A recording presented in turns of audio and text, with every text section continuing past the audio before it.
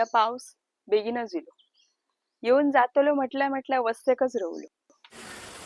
जातलो म्हणा वाट बघतो तर 15 ढकललो. अरे रे देवा रे असे हळहळ परतेकान दिवस काढलो. वजमाता करून हाडलेली सोन्यासारखी बिरणा जाग्यार कुसली. रानातली बिरणा रानातच रवली.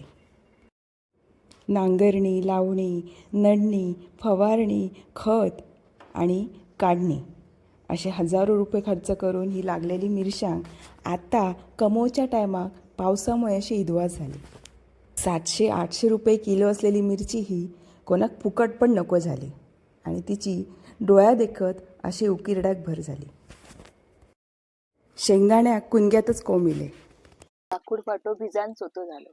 आवरूक दिल्या ना सावरूक, ना उचलूक ना भरूक. हे दिवस असतात ना ते भरूचे दिवस असतात, साठवचे दिवस असतात. आणि ह्याच्यात ना सगळ्या वर्षभराचा गणित असता. सणावाराचा, लग्न कार्याचा, सोन्या नाण्याचा.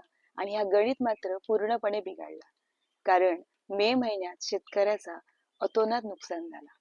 हाती तोंडाकडे इल्लेलो घास पावसान असो वडून गेल्या. मेहनत करून पैसो घालून केलेल्या शेतीचो असो इदवास होता ना कोणाक बघवत सांगा.